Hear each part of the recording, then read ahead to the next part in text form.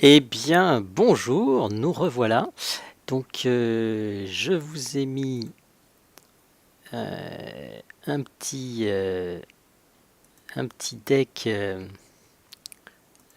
que j'efface là pour l'instant, puisqu'on le voit à droite. Agrobet.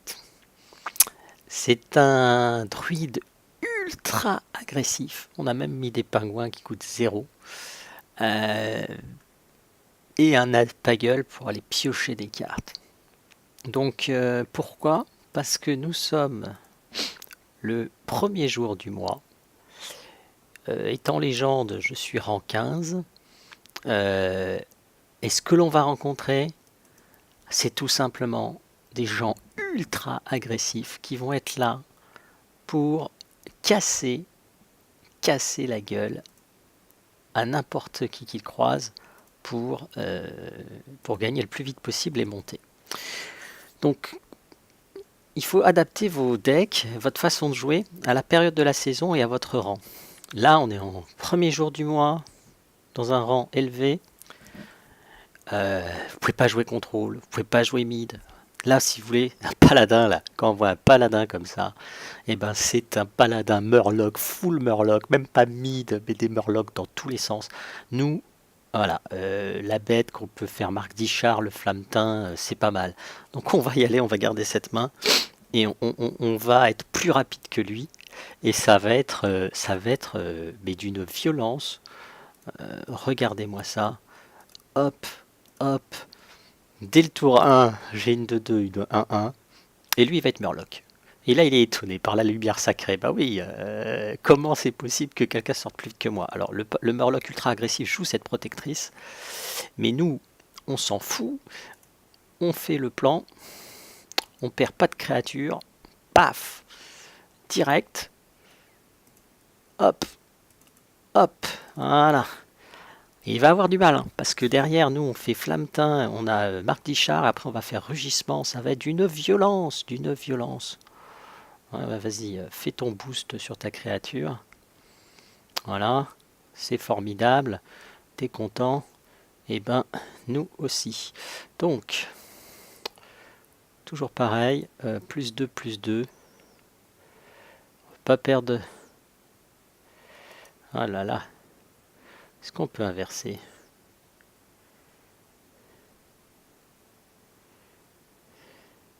Ça va passer à 5-4.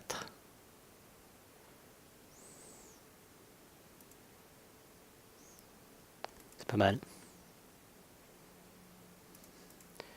On continue la pression.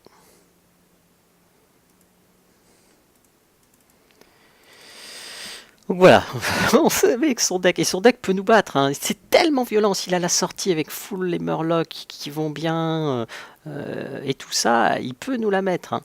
Alors ça joue aussi la lame d'armement, enfin c'est un deck de toute façon, ça n'a que des dégâts, hein. Des armes, des taunts, un bouclier, des Murlocs, c'est une cochonnerie sans nom.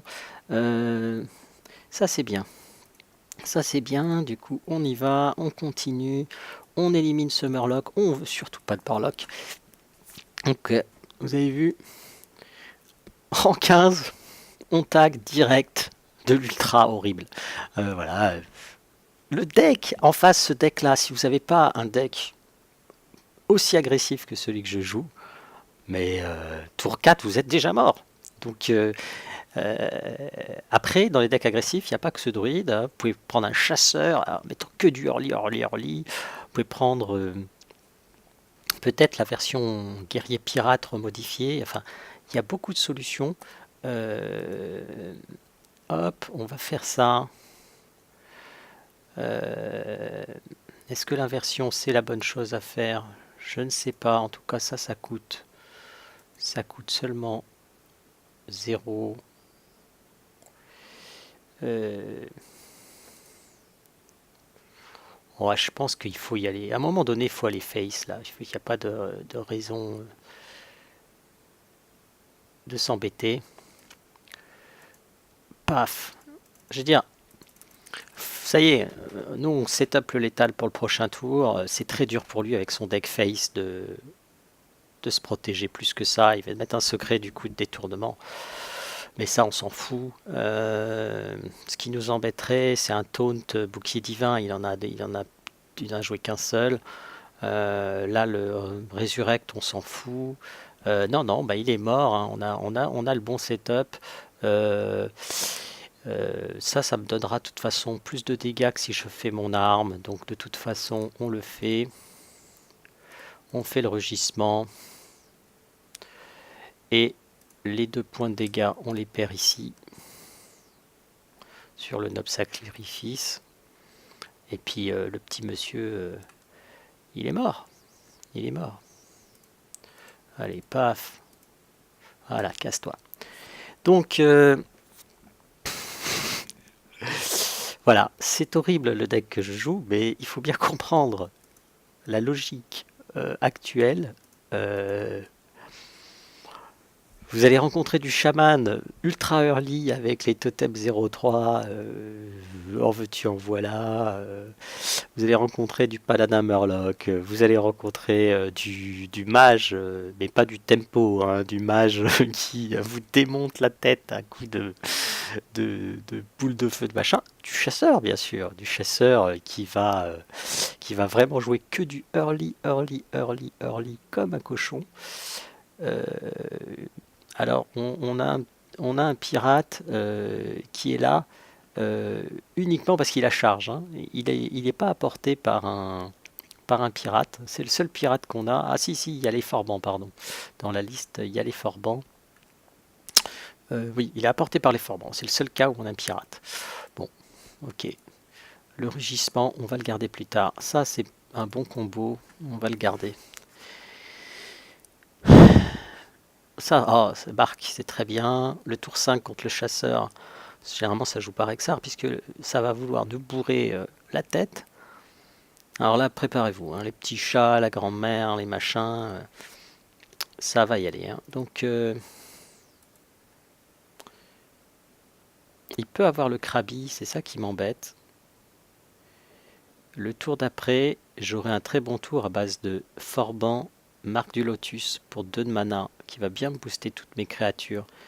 Ou alors j'aurai la possibilité de faire Marque d'Ishar. Donc en fait, il faut toujours jouer en s'ouvrant les possibilités au tour suivant et pas s'enfermer dans un play. Si j'avais joué Forban, j'avais plus de possibilités. S'il faisait un Krabi, je perdais vraiment le tempo, la partie était perdue. Là, j'ai vraiment la possibilité. Est-ce qu'il faut piocher ou est-ce qu'il faut setup une druidesse? Je pense qu'il faut mieux setup une druidesse parce que ça évite d'avoir une mono-cible.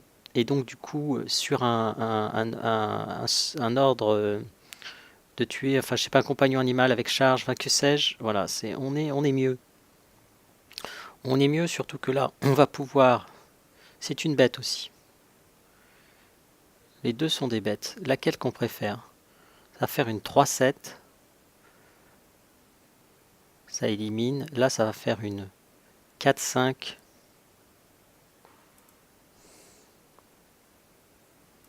Je pense que c'est mieux de faire comme ça.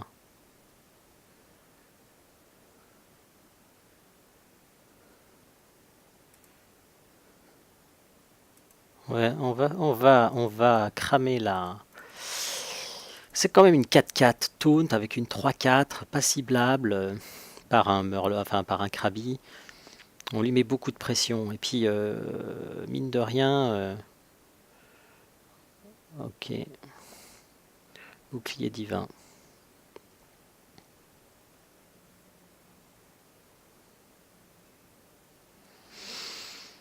Ok, on peut faire notre arme pour péter ça.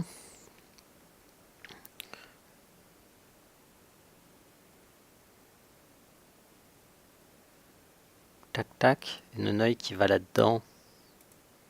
C'est pas mal. Et il a abandonné.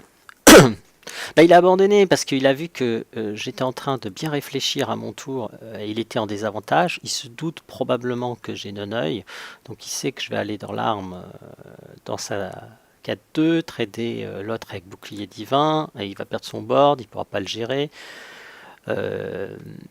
Et surtout, c'est que en début de saison comme ça, les mecs, ils veulent aller vite. Ils prennent des decks ultra agressifs pour aller vite, pour défoncer, pour gagner, passer au match suivant. Alors là, il voit que le match est mal embarqué, que je suis en train de jouer lentement, et que du coup il va perdre du temps, donc du coup il capitule. Hein. Donc rien de... Alors là, voilà, on a un druide. Alors les chances que ce soit un druide long et lent sont très faibles. Soit c'est un aggro comme moi, une belle saleté, soit du coup je vais garder le Seigneur des Cryptes qui est très fort pour me protéger. Soit c'est un Jade bait. C'est une nouvelle version de Jade qui est beaucoup plus agressif avec un early très fort et du Jade. C'est un mixte. Une version que je pourrais vous montrer et que j'ai hésité d'ailleurs à prendre, mais je me suis dit ça risque d'être un peu moins agressif quand même que ma version full aggro. Alors ma version, c'est pas ma version, hein, c'est un deck aggro fait par un asiatique. Et sur le leader Asie, ce deck est monté rang 1 légende. Donc c'est un très bon deck aggro, hein, d'une violence inouïe.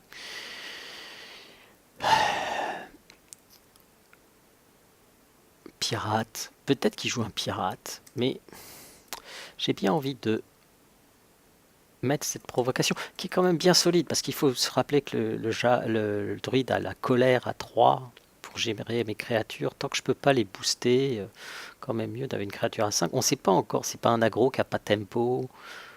Bon, ok. C'est un jade. Est-ce que c'est un jade avec version bête, ou est-ce que c'est un jade beaucoup plus lent? C'est difficile à dire. On va poser celle-là qui peut vraiment lui poser problème. Le sort à 4, c'est embêtant. Il gérerait trop facilement la 1-5. Je préfère qu'il fasse une colère à 1. Il va piocher. Mais bon, de toute façon, il la ferait quand même, je pense, plutôt que de faire à 3. Il vaut mieux faire ça plutôt que exposer ça au balayage. Parce que, bite de rien, on est pas mal. On est pas mal parce que... avec Neneuil, on va pouvoir gérer ça. Du coup, on va pouvoir mettre aussi une bête qui tient. On équilibre bien à gauche et à droite. Hein. Donc, est-ce qu'on aura plus à droite ou plus à gauche? Probablement plus à droite, parce que ce gros taunt, on ne voudra pas le perdre. Voilà. Donc, du coup, ça va là. Ça va là. Ça, c'est 2-10. Donc, du coup, c'est bien solide. On peut faire plutôt ça. Toujours pour le balayage à 4. Éviter de prendre un petit point de dégâts sur celle-là et qu'elle soit nettoyée trop facilement. Et là, voilà. Là, on a un board contre un druide qui est très très difficile parce que le druide n'a rien pour gérer un board de grande taille. C'est que dans les tours late hein, qu'il pourra le faire avec il joue. Ah, voilà, il joue son clampant. On a accepté le clampant. De toute façon, moi je comptais clampaner. Non, je sais pas si j'avais la mana pour clampaner le tour. Je faisais la 1. Je tac, le clampant. Ouais, j'aurais pu clampaner le tour d'avant, mais bon. Est-ce que c'est mieux 4-5, ouais, c'est quand même vachement mieux. Je vais quand même faire comme ça. Comme ça. Et là, c'est perdu pour lui. Enfin, je veux dire, à un moment donné, il va plus pouvoir gérer tout ce bordel là. C'est beaucoup trop monstrueux. Donc voilà, là, voilà, franchement, faut aller face. Hein.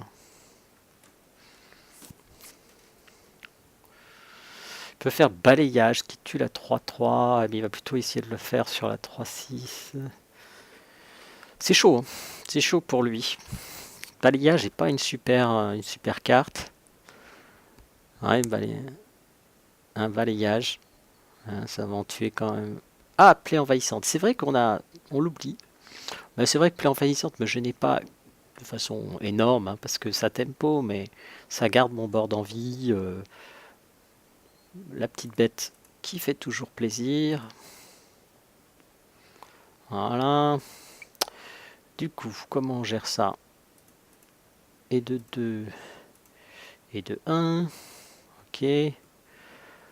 Ensuite, on a forcément ça. Le problème, c'est qu'on commence à s'exposer à des sanctions.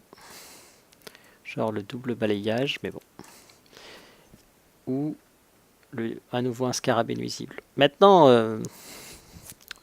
ma ligne de play, j'avais pas trop le choix.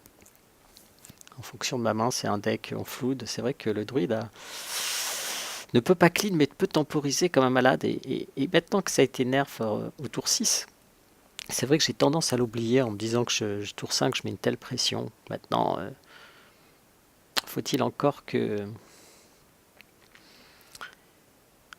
qu'il ait le deuxième. Hein. Tour 7, il pourrait faire le druide DK. Ouais, il a des moyens de s'en sortir. Hein. Et une fois qu'il aura repris le board, moi c'est pas en étant en pioche comme ça. Il faut vraiment que j'ai mon rugissement.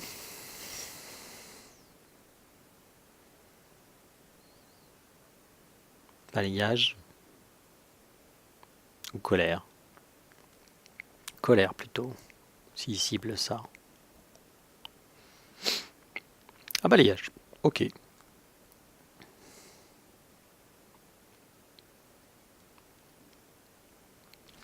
Il n'a pas tellement envie d'aller empaler ses créatures dedans, je le comprends. Hop. Hop. Donc.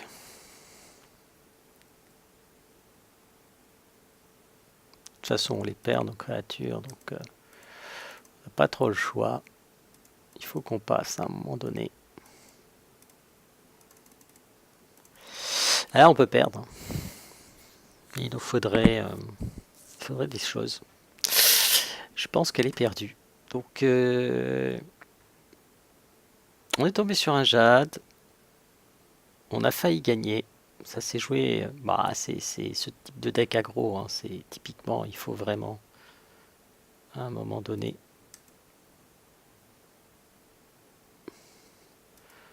Ok.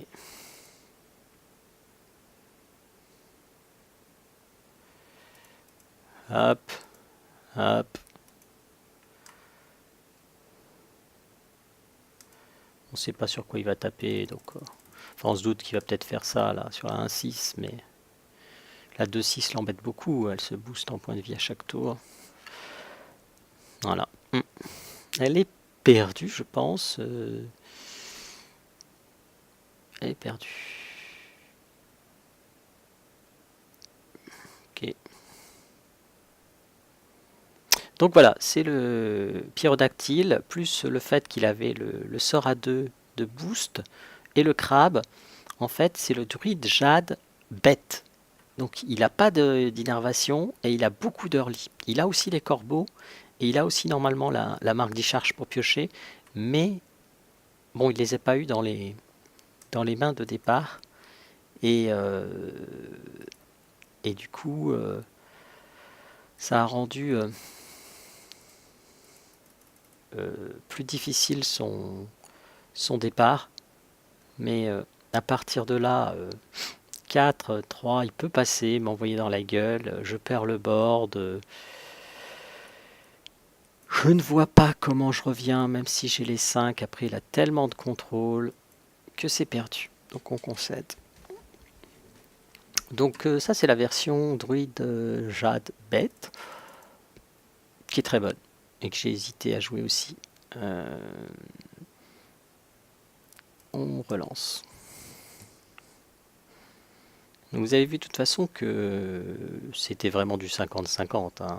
À tout moment, j'aurais pu le tuer. Il fallait qu'il ait ses 1-5, sinon il était mort. Et c'était pas forcément évident pour lui de les avoir. J'ai fait peut-être un misplay, c'est sur le crabe. C'est-à-dire que j'aurais pu crabby mon Forban, ce qui m'aurait évité de me retrouver dans la situation où il a pu me manger mon pirate gratuitement. Et j'aurais une créature plus forte pour faire des trades. Donc là, on va rien jouer, hein. On n'a pas envie d'avoir une 1-1 et qui est changeable sur son pouvoir. Alors là, faut pareil, hein. Attendez-vous à du sale, hein, de sa part. Attendez-vous à du sale.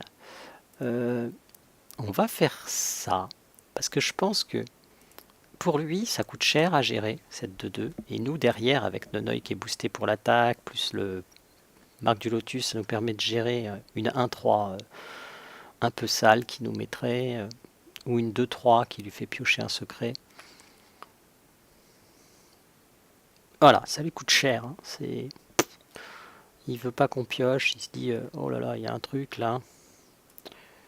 Sauf que nous, on va faire ça.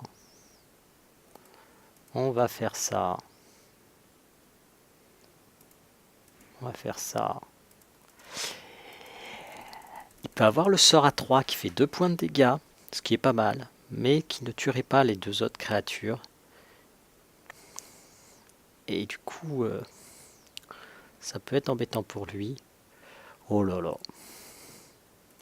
Ça, c'est de la chance. Parce que du coup, on peut bien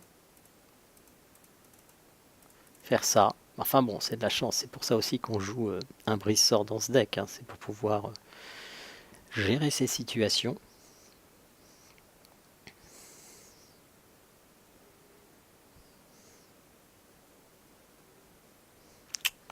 Alors, 2, 3, 4, 5. On peut tout jouer.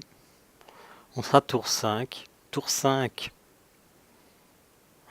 il peut avoir le gel plus la 0,7. Ça peut jouer ça, ce deck. Maintenant, est-ce qu'on tourne autour ou pas? Je pense pas. 3. Je pense pas qu'on tourne autour. On perd si... Enfin, on perd. On perd, oui, on perd. On perd, après il faut top decker, mana vivant. Et on peut toujours gagner avec mana vivant. On peut avoir rugissement et le grignoter. On peut avoir des choses comme ça. Mais là, s'il a le sort à 3 qui gèle le board, plus la 0,7 qui détruit le board, on a perdu. Mais, comme on est early dans la game, il a pioché que 9 cartes de son deck. Pour qu'il ait le combo en main, c'est peu probable. Donc, il faut mieux le tenter maintenant que d'attendre et qu'il ait pioché plus de solutions et que du coup les probabilités qu'il ait la solution soit forte. Là la probabilité est faible et s'il l'a pas, il est sous une pression de dingue puisqu'il a 8 points de vie, c'est-à-dire qu'il doit clean ce board ou faire quelque chose. Et je vous garantis que... Et c'est le tour 6 où il a la Nova qui gèle, qui fait 2 points de dégâts. Donc c'est pour ça qu'on voulait absolument...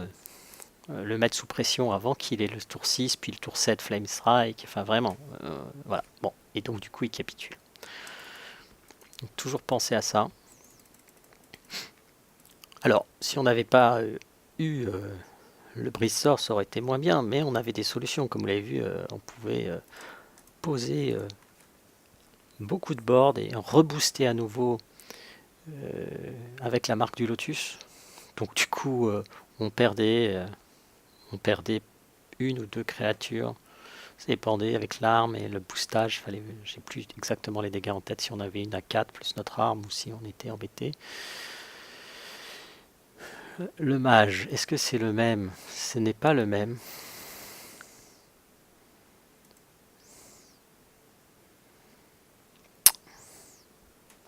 Seigneur des cryptes est quand même très très fort. Je vais garder le Seigneur des cryptes. C'est un peu greedy. C'est un peu greedy, mais bon, on va le tenter. Encore un mage, donc là ça peut être un mage ultra agressif. Hein. Oh! Ah bah non! Ouverture du portail, alors ça c'est très étonnant.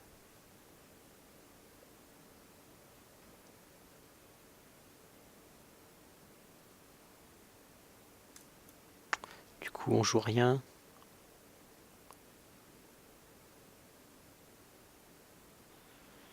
On joue rien parce que déjà ça serait un tour mauvais. Et deuxièmement, il sait pas qui on est. Est-ce qu'on est un jade? Est-ce qu'on est un aggro? Est-ce qu'on est un jade bête? Il le sait pas trop. On va plutôt faire ça. Alors ça, en général, quand vous voyez cette créature, c'est pas du jade, hein, c'est pas du contrôle, c'est quelque chose qui pue. Donc il met le 0,7 tout de suite, mais j'ai la solution. C'est pour ça qu'on joue l'alchimiste, c'est pour pouvoir faire ce genre de truc. Hein. On joue le petit pingouin, bah, c'est pour avoir un truc à 0 et pour pouvoir faire la marque du lotus derrière et être bien tranquille. Et là, il peut pas, tour 4, faire gel à 3 plus la 0,7, sachant qu'en plus, il en a déjà joué une, donc ça va le mettre sous pression. Donc il pioche, parce qu'il n'a pas de solution et qu'il faut qu'il aille chercher sa 0,7 ou du gel ou quelque chose, enfin, il faut vraiment qu'il trouve quelque chose. Du coup, on peut flood le board, toujours pareil, si il a le combo, ce qui est peu probable puisqu'il a déjà joué une 0,7, mais gel 0,7, ce qui serait sa solution ultime. Derrière, on a mana vivant, donc on n'est pas à poil.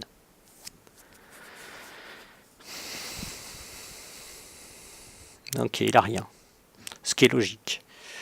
Nous, on a la marque du lotus, ce qui est très bien parce que on a encore une fois, on a envie que le contresort sorte ce tour-là et pas sur notre mana vivant. Donc, on va plutôt faire ça. Ça, bon, bien sûr, on va aller full face. D'abord, on va envoyer pingouin. On va faire ça, ça, ça, ça et ça. Donc là, on le met sous pression. Hein. Ce qu'il faut sur un mage Exodia, c'est le mettre à 1 point de vie. Parce qu'après, avec votre arme, à chaque tour, vous pouvez le menacer de létal ou de désamorçage de son secret. Là, il cherche la solution de gel, au moins de gel. Il l'a pas. Bon, là, il va capituler. Enfin, je pense qu'il va capituler parce que il sait que c'est fini.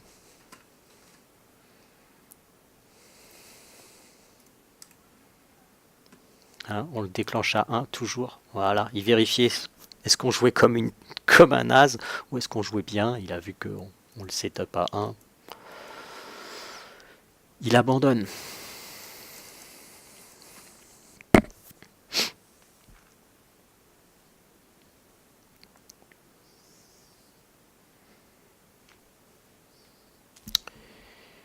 Chasseur.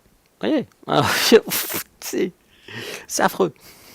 Alors, après, c'est à vous de décider si vous voulez jouer les premiers jours de mois en compétitif. Hein. Mais il faut bien être conscient que les premiers jours, c'est soit vous reculez et vous retrouvez en 18, en 19, en 20 et vous pouvez jouer à peu près ce que vous voulez, soit vous allez vous allez au turbin pour monter rang 14, rang 13, rang 12, rang 11, rang 10 et là vous allez en chier des rondelles de cuir hein, parce que c'est pas rigolo.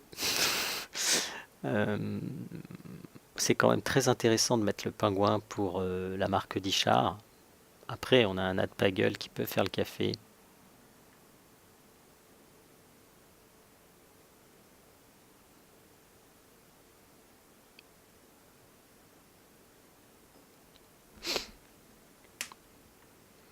Ah, c'est extrêmement fort quand même la marque d'Ichard sur le pingouin. C'est extrêmement fort. Parce que on se retrouve avec une 3-3 au tour 1, ce qui est pas dégueu. Voilà. Ok.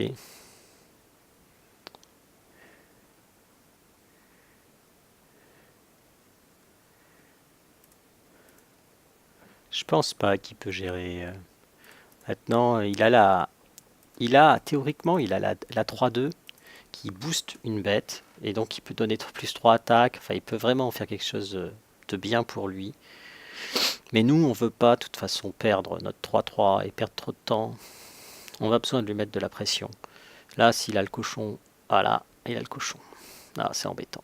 Ben, en même temps, le cochon va partir dans la 3-3. Hein, c'est pas dramatique. Et nous, derrière, on va pouvoir jouer le Seigneur des Cryptes qui va bien tenir le board. Le cochon, c'est le pire. S'il avait eu la 4-4, ouf. Ouais.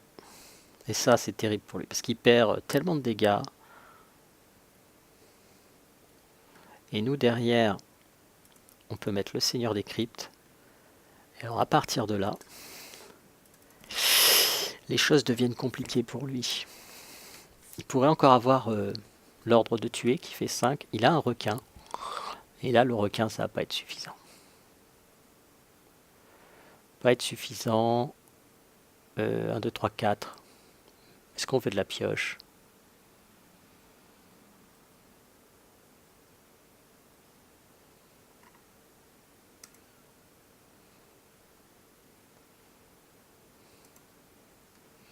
On prendra après la pioche. On va faire plus 1, plus 1. Voilà. Donc ça part forcément dans cette saloperie. On perd de toute façon une créature, quoi qu'on trade, on perd une créature, donc autant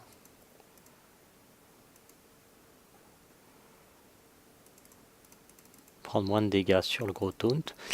Et là, vous allez voir que Nat Pagueul va faire le café, hein, parce que lui, il pense qu'on n'a pas de pioche, alors qu'en fait, si.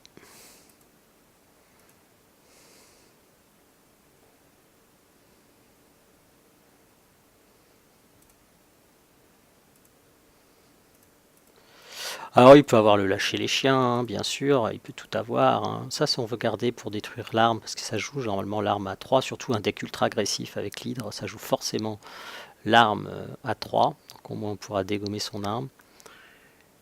S'il n'a pas lâché les chiens, plus la... Parce que là, il peut nous faire le combo terrible, hein. Lâcher les chiens, plus la 2-2, qui gagne plus 2, plus 1 pour chaque bête morte.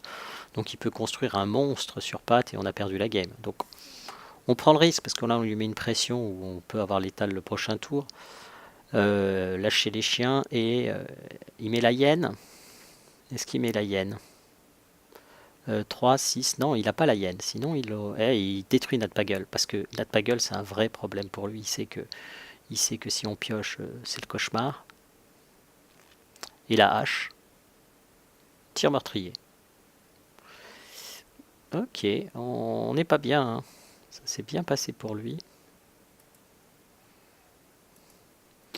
Du coup, on va faire ça. On va détruire notre propre pirate. Est-ce qu'on a le temps de perdre du dégât? Je pense pas.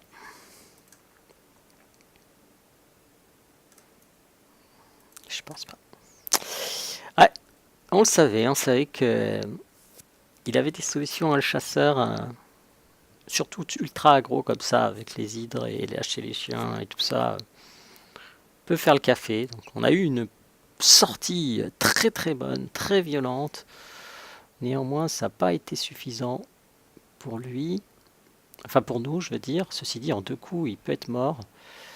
Hop. Est-ce qu'il nous tue? Est-ce qu'il nous tue? 10, 17. Ok, il nous tue avec un ordre de tuer. On peut arracher l'égalité.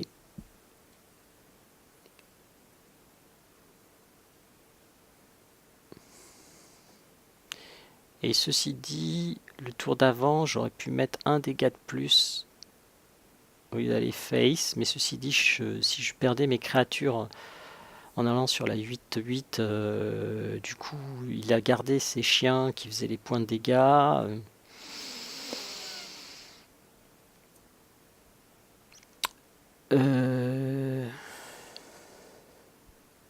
Il était à 1 point de vie si je faisais pas face le tour d'avant, mais est-ce que ça changeait quelque chose? Je ne pense pas. Du coup, voilà. Est-ce que il peut nous tuer avec un ordre? Non. Donc normalement, on peut arracher l'égalité.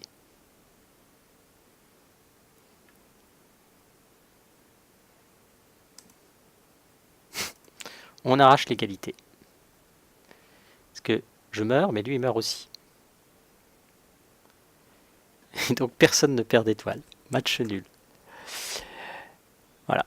Je perds pas d'étoiles. J'en gagne pas non plus. Match nul. C'est assez rare dans Hearthstone, mais c'est tout à fait possible. Donc du coup, Est-ce que je pouvais gagner?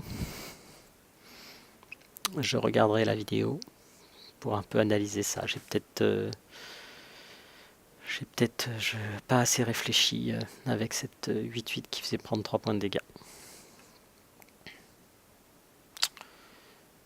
Un prêtre. Alors un prêtre, c'est étonnant. Ça va être mauvais contre le prêtre, ça va pas le gêner. Une bête, c'est toujours intéressant. Ça va pas jouer de pirate en face, mais là c'est une 2-3 pour 2, c'est solide. Ça permet aussi d'avoir le sort à 2, la marque d'Ichar.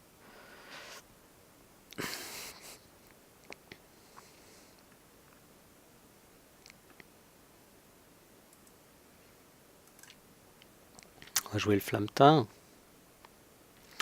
Pas forcément envie de jouer le pingouin, parce que s'il a le sort à 1 qui prend le pingouin et qui trade sur la créature, on perd notre créature inutilement.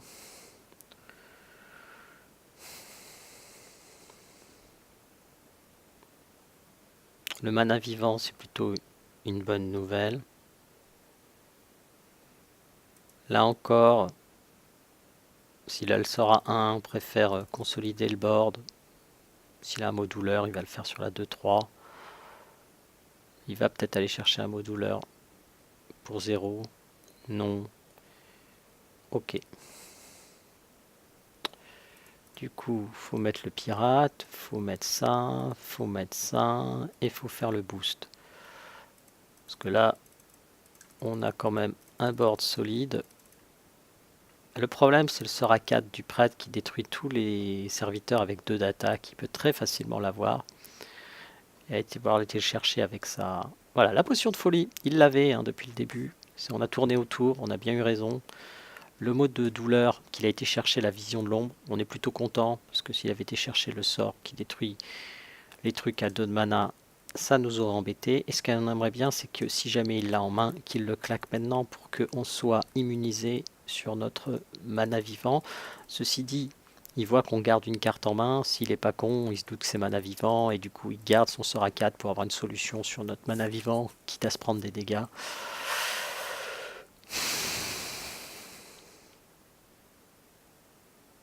Ah, c'est un prêtre aggro. Alors, ouais, vous voyez, quand je vous dis que c'est ultra agressif, le mec qui joue cette ascendante de l'ombre ne peut qu'être un deck aggro. Donne +1/+1 à un autre serviteur aléatoire. Ok. 4. Il faut que je perde une créature, c'est embêtant.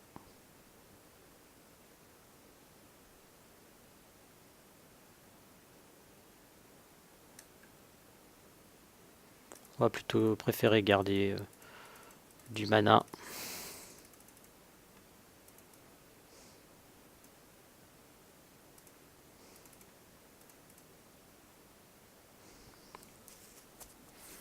J'ai d'ailleurs mal joué, puisque j'ai pas compris que ça était. Je croyais que c'était 4 que ça allait m'en faire popper, alors que c'est que 3, et donc j'aurais pu faire mon pouvoir héroïque pour frapper un petit coup de dégâts qui peut faire la différence.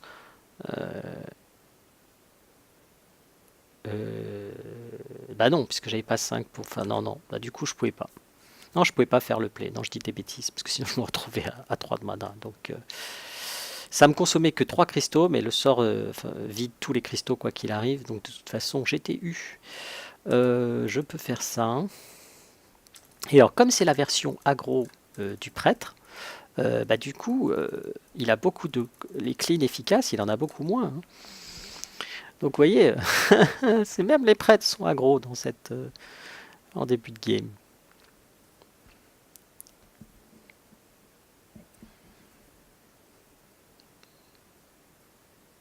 Lyra pour essayer. Ça, c'est le move du désespoir. Il essaye de trouver une solution. Est-ce qu'il en existe une? Non. Voilà. Et série de victoires. Donc vous voyez, quand on fait un match nul, ça ne casse pas le win streak. Donc ça veut dire que le match nul, c'est ni une victoire ni une défaite, mais si vous êtes en enchaînement de victoires, ça ne va pas interrompre l'enchaînement de victoires. Donc on a bénéficié de notre bonus étoile du fait du match nul précédent qui a été neutre par rapport à nos victoires, à nos enchaînements de victoires précédentes. Donc ça c'est une information qui peut vous être utile. et on passe rang 14, voilà. Et donc deck très efficace et qui peut me permettre de franchir les rangs de ce début de saison. Bien sûr, deck très sale où vous aurez du mal à vous regarder dans la glace après l'avoir joué, mais c'est la vie. Et sur ce, moi je vous dis à une prochaine fois.